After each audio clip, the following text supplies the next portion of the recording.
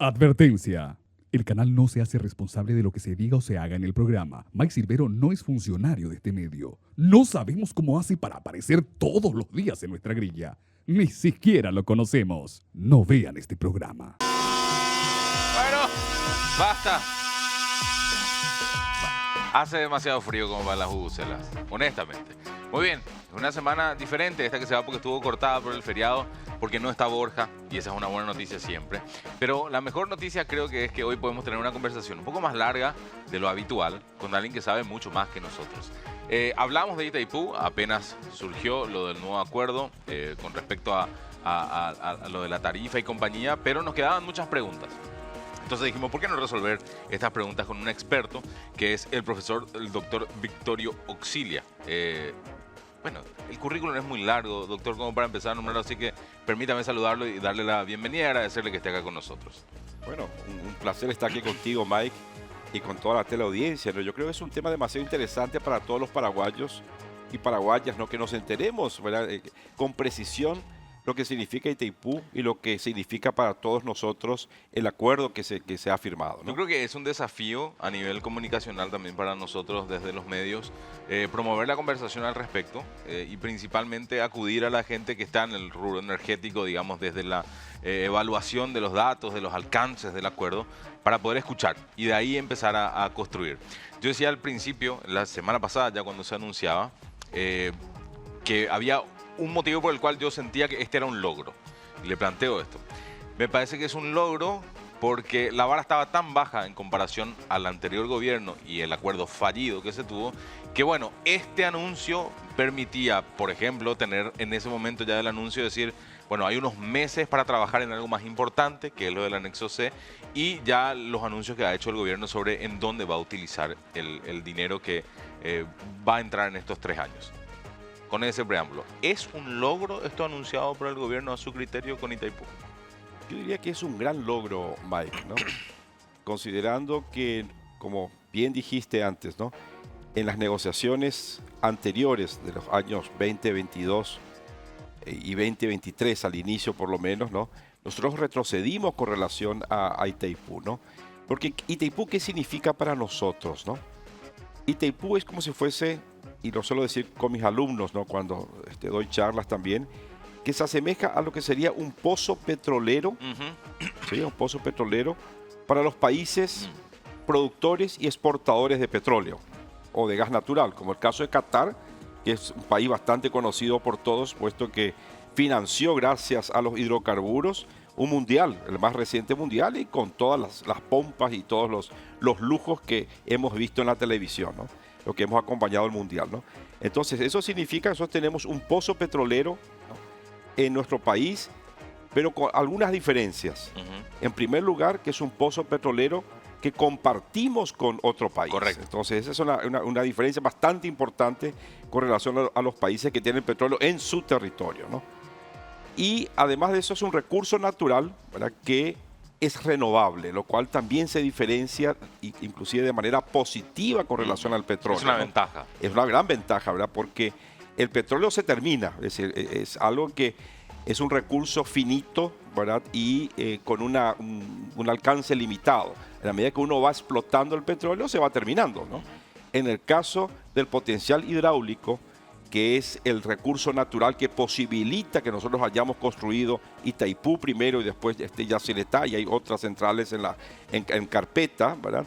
Es un potencial hidráulico que es renovable, es decir, en la medida que exista sol, que exista agua, ¿no? Que exista ese ciclo del agua, ¿no? Y exista entonces el movimiento, el flujo del agua desde la parte superior de la cuenca hacia el río Paraná, existirá ese recurso y aprovechable, será un recurso aprovechable gracias a las centrales hidroeléctricas, ¿no? Tenemos entonces una central hidroeléctrica que nos da energía, pero para nosotros, además de energía, es también, por eso dije que es como si fuese un país petrolero que también exporta petróleo, además de utilizarlo en el país. ¿Por qué? Porque nosotros, como tenemos una producción excedente de energía, tenemos la posibilidad también de ceder o de exportar, vamos a decir exportar para que se entienda mejor, En realidad, en términos del tratado se habla de cesión de energía, pero de cualquier manera nosotros tenemos una producción de excedente que le cedemos a Brasil y recibimos una compensación por ello. Además, la propia generación de energía de Itaipú, ya sea para Paraguay o para Brasil, lo que nos corresponde, genera recursos financieros. Entonces, Itaipú, ¿qué es para nosotros? Es energía y también representa recursos financieros genuinos, ¿no?, que pueden ayudarnos a nosotros a prepararnos desde el punto de vista de infraestructura para el desarrollo, ¿no? Porque no hay tampoco desarrollo sin energía y sin infraestructura, ¿no? Correcto. Entonces, Itaipú, ¿qué es para nosotros? Energía y recursos financieros. ¿Qué ha ocurrido en este último acuerdo que se culminó días pasados y que fue anunciado por el gobierno? Se aseguraron recursos financieros en un monto que no existían antes. Es decir, en un monto que supera, diríamos así, lo que se prevé en el Tratado de Itaipú. Y lo más interesante es que esos recursos van a estar disponibles durante 3 años, es decir, que se asegura también ese flujo de recursos adicionales durante 3 años. Eso nunca se había dado antes en otras negociaciones de este mismo tenor con relación a la tarifa, ¿no? Ahora, hay por supuesto ahí voces críticas que en ese planteo dicen, bueno, puede ser pan hoy, hambre mañana, o el acuerdo en ese monto realmente no es un monto nuevo porque antes ya había plata, ahora es más grande el monto, pero no es que cuando se dijo lo de 1.250 millones al año, no es que estábamos en cero, sino que ya estábamos en 500 y tanto y ahora subimos a 1.250. O sea, hay muchas de esas cositas pequeñas, pero yo digo, me quedo en el mapa más grande y me quedo con lo que señala usted del pozo petrolífero, que es importante también tener una hoja de ruta bien clara y después empezar a ver cómo las autoridades avanzan sobre ese camino. Tenemos un ejemplo en la región de un productor de hidrocarburos que por un mal manejo político tiene hoy en día un impacto económico muy importante en su territorio, como es el caso de Venezuela, ¿verdad? Entonces, ahí creo que hay una responsabilidad muy grande a la par que conlleva esto que es este acuerdo nuevo, ¿verdad? ¿Cómo lo ve usted? Exactamente es lo que dijiste, Mike, ¿verdad? En el sentido que cualquier país petrolero, inclusive, se está preparando para el periodo que es posterior al petróleo, ¿no? Es el caso de los Emiratos Árabes, ¿no? Basta ir a Dubái o a Abu Dhabi, ¿no?, a esos países que saben muy bien que el petróleo es finito y están invirtiendo en turismo, ¿no? En ser un centro de negocios. Claro, un centro de negocios, etcétera. Es decir, Dubái hoy día no es solamente un país petrolero, es un país que la gente visita por turismo, es decir, como un centro de negocios, ¿verdad?, para el Medio Oriente, etcétera, ¿no? Es decir, ellos se prepararon para el después, ¿no? En este momento nosotros tenemos que hacer lo mismo, es decir, prepararnos para el después. Pero el después no es tan malo. Es más, el después es muy bueno, porque el después significa un periodo de tiempo en el que nosotros vamos a estar utilizando la totalidad de nuestra energía en Itaipú. Y ahí se completa eso que tanto es una frase, la de soberanía energética, soberanía energética, soberanía energética. A partir de ese tercer año uno puede decir, bueno, ahora sí oficialmente podemos hacerlo como nosotros queremos, de la forma que nosotros decidamos como país, digo. Claro. Siempre pudimos. Ok. Siempre pudimos. Lo que no se daba era la condición de contratar toda la cantidad de energía que está disponible en Itaipú o que se puede generar, porque nosotros no podíamos consumir esa energía, ¿no? Somos un país que hace unos 50 años tenía un consumo para que tengan una idea, de 90 megavatios. Hoy día son 5.000 megavatios, ¿no? De 90 a 5.000 en prácticamente 50 o 60 años. Es decir, nos dimos un salto muy grande desde el punto de vista eléctrico, ¿no? Y ese salto es posible gracias a que tenemos centrales como Itaipú y como Yacyretá. Si no las tuviéramos, claro, tendríamos que estar quemando el combustible fósil seguramente, o algo de solar tal vez, algo de eólico, ¿verdad? Pero estaríamos en condiciones muy malas desde el punto de vista del sistema eléctrico si no tuviéramos estas centrales hidroeléctricas y principalmente Itaipú. Entonces, ¿qué significa estar consumiendo toda esa energía? Significa estar utilizándola para nuestro desarrollo, ¿no?, para nuestro confort. Es decir, para que nosotros podamos tener entonces la posibilidad de prender el aire acondicionado, diríamos así, cuando las temperaturas suben, o que la calefacción, como ahora está bajando la temperatura, o bien para todos los servicios energéticos que tenemos en la casa, en el trabajo, para el sector productivo mismo. Y por qué no, como siempre solemos decir en la Universidad Nacional de Asunción, donde yo soy profesor e investigador, por qué no invertir también esa energía, utilizarla en todo caso en el transporte público y transporte también de personas, de transporte particular, ¿no? Porque nosotros en este momento tenemos una paradoja, es decir, somos unos grandes exportadores, diríamos así, de energía eléctrica, mientras que también somos unos muy grandes importadores de petróleo, no como petróleo, pero sí como derivados del petróleo. Principalmente diésel y gasolinas, ¿no? Que es lo que nosotros importamos. Siendo que nosotros con la energía eléctrica que producimos, que es más previsible, es energía limpia, cuyo costo va a ser más bajo en el futuro, podemos hablar eso después, seguramente, ¿no?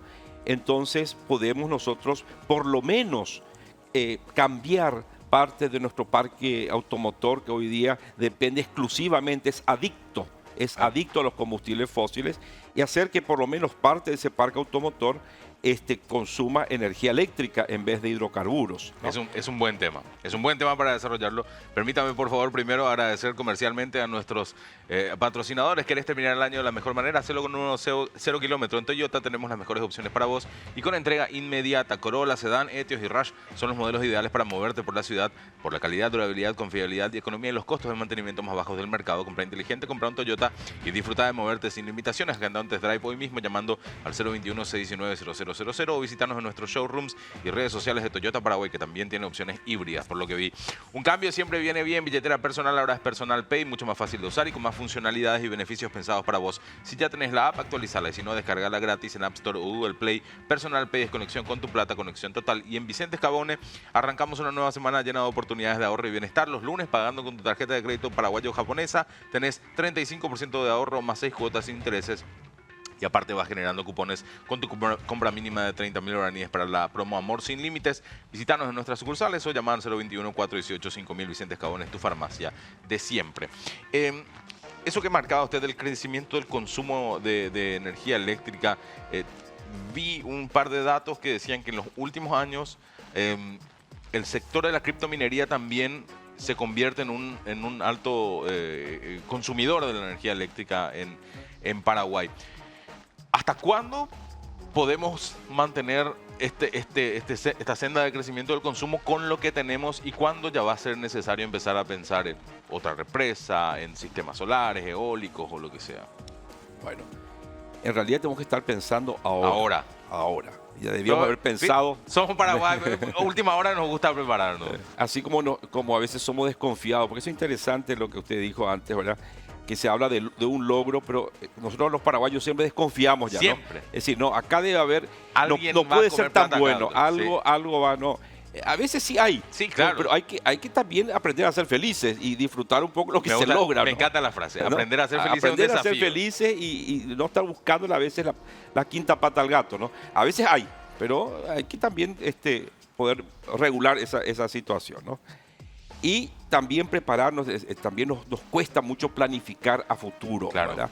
Es decir, vivimos mucho en el día a día. Y en las cuestiones de energía eléctrica es necesario planificar a futuro. De hecho, la ANDE ha hecho siempre un buen trabajo de planificación. Nosotros tenemos una empresa eléctrica, felizmente, con técnicos del más alto nivel, ¿no?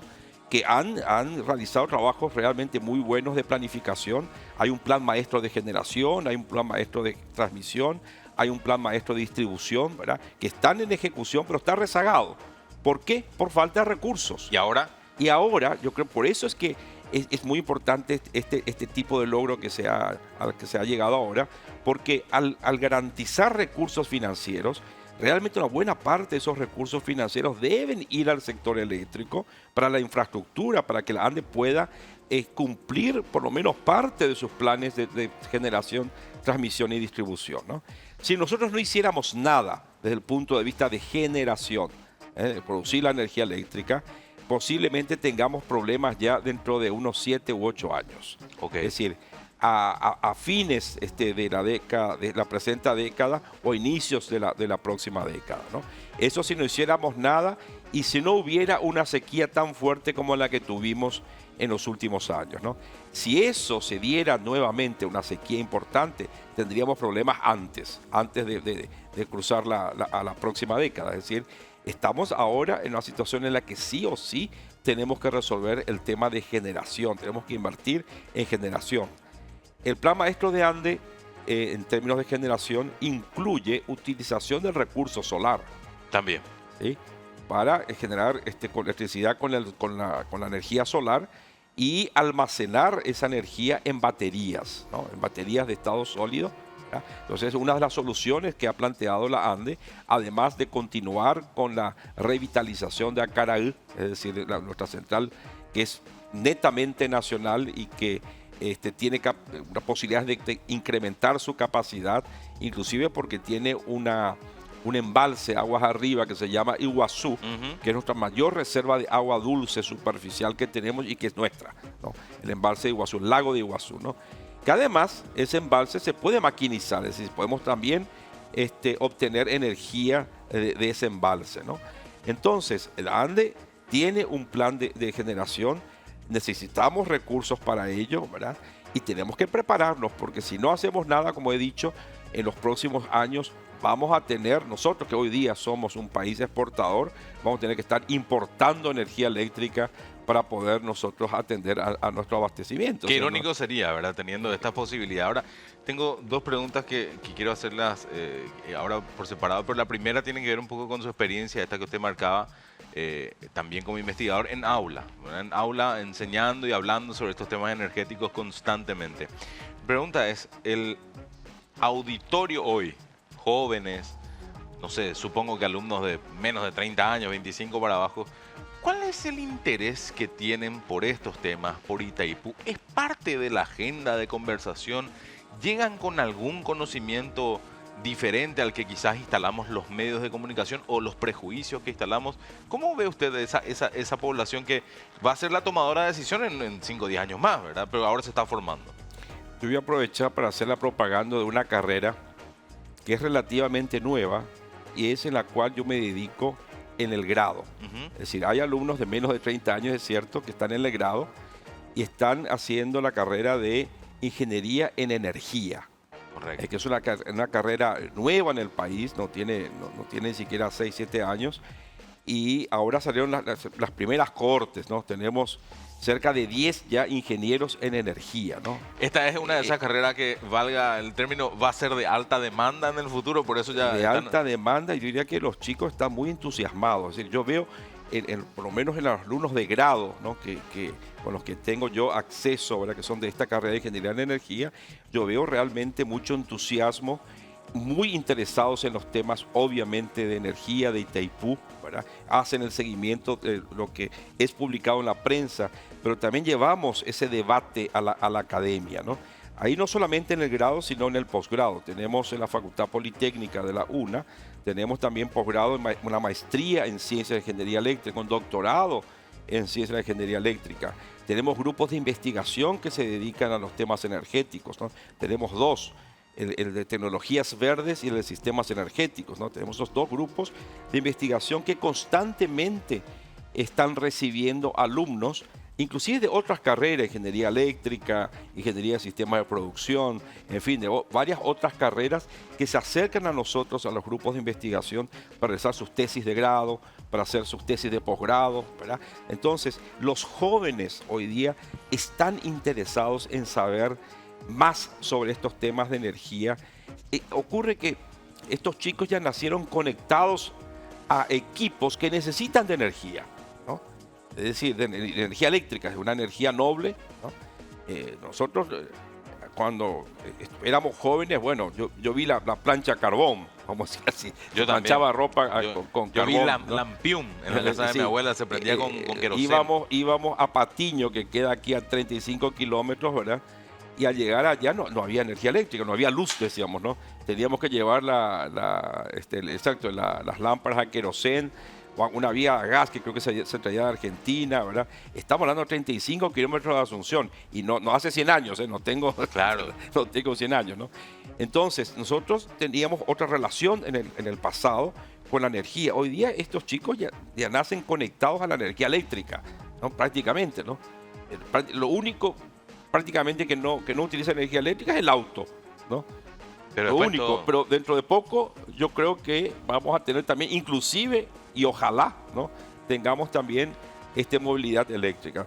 Entonces, estos jóvenes sí se interesan en saber, pero estamos hablando siempre de un ámbito más en la academia. Es decir, yo no sé cuál sería el sentimiento o cuál sería el tipo de enfoque que dan los jóvenes fuera de la academia, fuera de estas carreras técnicas. Y yo creo que hay siempre un riesgo, ¿no? Por eso que es muy importante el trabajo que hace la prensa y buscando principalmente informarse bien sobre las cosas, ¿no? Y no caer en el pensamiento ideologizado, ¿no? Porque existe el pensamiento dogmático. Es tentador. Es tentador porque entusiasma, ¿no? Vamos podemos resolver todos los problemas del mundo. Es decir, eso es mentira. Pero a la gente a veces le gusta la mentira porque ilusiona y genera un discurso fácil de ser repetido, Claro. y fácil de decirlo porque como no tiene el contraste con la realidad es dura, ¿sí? Entonces es fácil soñar. Es fácil inventar discursos, ¿no? Ideologizar sobre temas que realmente son importantes, ¿no? Sí, Y reales. Justo esta semana conversábamos en la radio con un senador y nos decía eso. Ojo, no es joda negociar con Brasil una cosa así, porque también había esta posición de, bueno, no puede ser un win-win. O sea, ¿qué oculta Brasil detrás? ¿Por qué nos da esto ahora? Y el más desconfiado dirá, con algún atino de justicia, también atinándole un poco también a la experiencia, bueno, los paraguayos no se van a poder desarrollar en 3 años y después vamos a seguir nosotros beneficiándonos de esto. Porque son todas las hipótesis, la teoría que hay ahí. Eso se cambia con la gestión y viendo que se hagan las cosas que se prometen, ¿verdad? Pero me decía un profesor una vez, profesor aprovechando, decía, en los acuerdos está lo máximo a lo que uno puede aspirar o el peor escenario, y la búsqueda es tratar de encontrar un punto medio, que parece ser, ante lo expuesto, lo de ahora. Un punto medio beneficioso para todos. No será el sueño, pero tampoco es lo peor. Y yo diría el punto medio y un poquito más hacia nuestro lado. Yo creo que eso es el gran logro que se ha conseguido. O sea, un poquito más, un medio, pero un poquito más favorable a Paraguay en este momento. Sí, yo creo que eso es importante decirlo, ¿no? Claro, se ha conseguido remarcarlo. un logro, pero un poco más favorable para Paraguay, diríamos así, que para Brasil, ¿no? Yo creo que negociar con Brasil es muy difícil. Lo han visto los negociadores anteriores que han tenido que retroceder, ¿no? Han tenido que retroceder y seguir la estrategia brasileña, ¿no? Y lo han visto estos negociadores. Pero históricamente Paraguay siempre ha conseguido, diríamos decir, algo cuando se puso firme, ¿no? ¿Por qué? Porque finalmente Paraguay para Brasil es un país importante en sus relaciones de política bilateral. No porque seamos nosotros una gran economía, no, ellos tienen una economía mucho mayor que la nuestra, ¿no? Sino porque hay que recordar que tenemos aquí la segunda o la tercera colonia en el mundo de brasileños. Es decir, la primera colonia en toda América Latina de brasileños no está ni en Argentina, ni en Colombia, ni en Venezuela, ni en Chile, ni en Uruguay, está en Paraguay. Claro. No podemos olvidar eso. Sí, no, es un tema geopolíticamente Entonces, es muy importante. finalmente, cuando el gobierno brasileño da algo para Paraguay, está dando también a esa colonia brasileña, que si bien muchos ya son paraguayos, ¿verdad? Pero pertenecen a Tienen esa raíces, familia. Es decir, correcto. hay raíces allí, ¿no? Entonces, somos países muy relacionados entre nosotros, ¿verdad? Entonces, para los brasileños, y principalmente para Lula, que tiene una sensibilidad social, es un estadista, ¿no? Lula es un estadista que siempre ha apoyado a Paraguay, sí. siempre, Sí. siempre. En las negociaciones con Nicanor Duarte Frutos, en los años 2006 y 2007, cuyas negociaciones fueron favorables para Paraguay, en las negociaciones con Lugo en el año 2009 y ahora en el año 2024. Es decir, que toda vez que nos tocó Lula para negociar, fue favorable para Paraguay. Y es ¿no? interesante porque de nuevo se rescata de esa introspección, así de mirar un poco para nosotros mismos cómo nos fue con esta persona, ver que al margen de las posiciones ideológicas y políticas, le ha tocado 2 gobernantes colorados y 1 de izquierda, digamos, el trato fue más o menos amigable siempre, independientemente de eso, ¿verdad? Que es una cuestión que a veces se remarca de un lugar, me parece a veces inoperante con respecto a la ideología. Por ejemplo, había un dato que nosotros mencionábamos en un programa del año antepasado, creo pasado, sobre Paraguay y Bolivia, que es un dato muy divertido, que la cantidad de acuerdos que se firmaron entre Paraguay y Bolivia post guerra del Chaco, hay más acuerdos firmados en un periodo de tiempo que en el resto de los años desde el 35 en adelante. Y ese periodo de tiempo es cuando Evo Morales era presidente de Bolivia y Horacio Cartes era presidente de Paraguay. Que uno diría están en las antípodas, quizá el fútbol sea lo único que les une como una pasión, pero al margen de eso entendían que eran presidentes y representaban a las naciones, algo más allá, y bueno, acordaban cosas para sus países, ¿verdad? Digo, porque, repito, esto me parece interesante marcar que a veces no es necesario pararse todo el tiempo en lo ideológico para definir el futuro de las naciones, ¿verdad? Bueno, permítame vender un poquitito más y después le quiero hacer otra pregunta. Mucho antes que nadie, incluso que la Agrícola de Seguros, ella te dio la seguridad para que te animes a todos, a que creas en vos, que persigas tus sueños. Lo que te dijo hacerlo antes que nadie es la mamá, por supuesto, y nuestra mamá es la que nos da la seguridad para animarnos a hacer lo que queremos hacer. La primera que te dijo hacerlo es siempre mamá. 6 números pueden cambiar tu suerte y hacerte ganar Mega Millones. Puedes ser el próximo millonario con Mega Loto. Hacele caso a tu pálpito, elegí tus 6 números de la suerte y jugá Mega Loto con tu quinilero en los locales de Pago Express y aquí pago de todo el país. Sorteamos los domingos 19:45 por el 13 Mega Loto. Elegí cambiar tu suerte. Profesor, al margen de que ya establecimos que este es un acuerdo positivo, es un logro positivo, hay mucho por desarrollar, ¿qué le preocupa de lo que pueda pasar en este periodo de 3 años? Me preocupa que dejemos las cosas sin ejecutar lo que deberíamos ejecutar, que sería realizar las obras que necesitamos hacer para tener un sistema eléctrico robusto, confiable, los 365 días del año, las 24 horas de cada uno de esos días, ¿verdad? Y no nos preparemos para lo que va a venir después, ¿no? Que es un después que más o menos está delineado, ¿no? Porque hay que recordar que uno de los logros también de este acuerdo es que hemos conseguido que Brasil se sienta a negociar con nosotros esa revisión del anexo C desde ya. Y tenemos que tener ya ese nuevo anexo C, que es el anexo del Tratado de Itaipú, que justamente delinea la cuestión financiera, es decir, el costo de esa energía, etcétera, ¿no? Y tenemos ya delineado lo que va a ocurrir, por lo menos una orientación en el sentido que a futuro vamos a tener una tarifa más baja. ¿Sí? Vamos a tener una tarifa más baja y vamos a tener lo que dijiste al inicio, esa soberanía energética, en el sentido de que vamos a poder vender esa energía en el mercado eléctrico brasileño, no como NBPAR, que lo hacían ellos en realidad, Electrobras, ¿no? Sino como ANDE, por ejemplo, ¿no? Es decir, ANDE Brasil S.A., por decir una comercializadora de la energía de Itaipú, va a poder, por ejemplo, ¿no? Esto es un escenario, ¿no? Va a poder vender esa energía en el mercado eléctrico brasileño. Eso me preocupa, y ahí va a desaparecer la compensación por cesión de energía, porque ahí no es Electrobras que se va a comprometer a negociar un precio con nosotros de cesión, etcétera, etcétera. No. En ese caso nosotros vamos a tener que trabajar para ganar. Claro, salir a vender nosotros. Es decir, ahora es plata dulce, ¿sí? Y nosotros pedimos con la boca. Yo recuerdo que muchos políticos, ¿se acuerdan? Tenemos que poder comercializar nuestra energía a precios de mercado. Políticos de la oposición. ¿Y ahora? Y ahora vamos a tener que trabajar para eso, ¿no? Porque ese mercado es un mercado complejo. Es un mercado que tiene precios que no son siempre altos. Hay veces que son más bajos. Es decir, tenemos que salir a negociar los contratos. Ahí va a depender de nosotros. No de la bondad de Brasil, porque los agentes del mercado no son bondadosos. Todos están buscando beneficios. Por supuesto. Y nosotros también, ¿no? Entonces hay que prepararse, ¿verdad? Desde el punto de vista, diríamos así, de conocer cuáles son las reglas del mercado en Brasil. Hay mercados de contratos y hay mercados spot, que bueno, no voy a hablar de esas cuestiones complejas porque no interesa en este momento, al menos, pero sí decir que el mercado eléctrico brasileño es un mercado complejo y para ir a negociar en ese mercado complejo, hay que prepararse.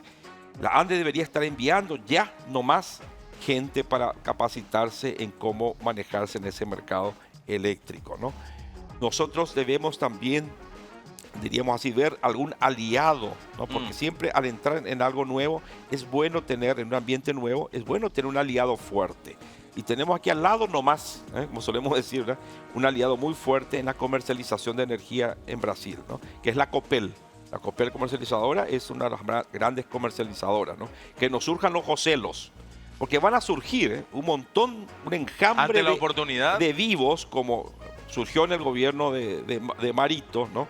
El famoso Joselo y sus amigos, ¿no? los gestores. Sí, se habla de Joselo porque gente de, vamos a decir, bastante importante estaba detrás de él. Claro, ¿no? por no supuesto. era Joselo en realidad, no Sí, es, no.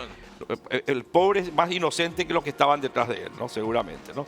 Entonces van a surgir muchos de estos casos, aquí que se van a querer aprovechar de esa energía barata para colocar dinero en el bolsillo, ¿no? Entonces que ese bolsillo sea el nuestro, el de la ANDE, ¿verdad? El del Estado, para que pueda administrar para el beneficio de todos, y no de uno, o de unos, o de algunos, sino que sea entonces un recurso que se quede en el bolsillo, diríamos así, o de ANDE o del Estado, ¿verdad? Para que el beneficio llegue a más gente, ¿sí? Yo creo que esa es un poco la idea, porque le digo, me preocupa eso, va a surgir un enjambre de avivados, ya hay, desde luego, aquellos que defienden estas ideas, no, hay un montón de avivados, no, vamos a comprar aquí, claro, van a comprar aquí y vender allá. El famoso Intermediario. el intermediario, el broker, la idea del fenicio, ¿no?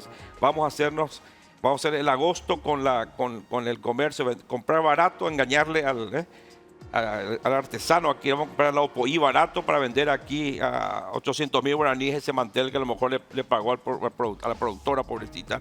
Excelente, ¿no? Unos 100.000 guaraníes. Correcto. ¿No? ¿Me entiende, no? Sí. Entonces, hay que cuidarse de eso y para ello es importante que la ANDE sea fortalecida, inclusive desde el punto de vista de conocimientos, ¿no? Nosotros hacemos aquí en la universidad un seguimiento de este mercado, desde el punto de vista más de un enfoque académico, ¿verdad? Ahora hay que hacerlo más desde el punto de vista práctico, ¿no? Hay que hacer cursos de comercialización en Brasil. Está la Cámara de Comercialización de Energía Eléctrica en São Paulo. Hay que ir allá. Ellos tienen cursos inclusive para sus agentes del mercado. Pero tenemos que entrar nosotros ya a prepararnos para eso, ¿no? Porque o si no, vamos a entrar a ese ambiente nuevo y nos van a comer vivos como las pirañas estas que entran en la época de inundaciones, ¿verdad? Eso es seguro, eso es lo que me preocupa a mí, ¿verdad? Que no nos preparemos desde el punto de vista de infraestructura para que nosotros consumamos la energía acá, la que nos corresponde, y bueno, los excedentes que vendamos allá, pero que no estemos preparados lo suficiente para que al vender salgamos nosotros ganando, porque si no nos preparamos y vendemos, los vamos a perder. Claro, va a ser una Vamos a perder. oportunidad perdida.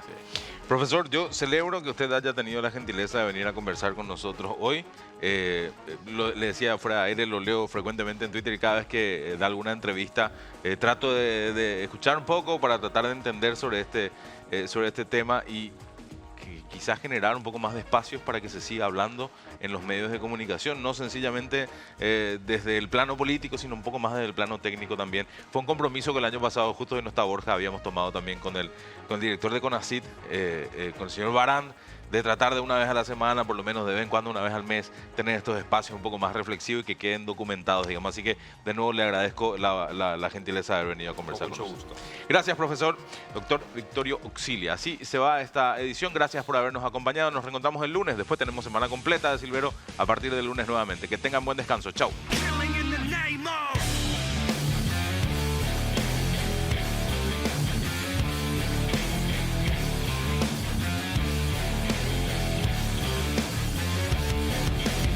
Some of those that work forces are the same that burn crosses.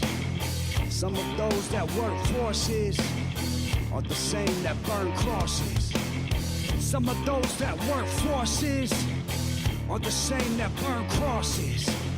Some of those that work forces are the same that burn crosses.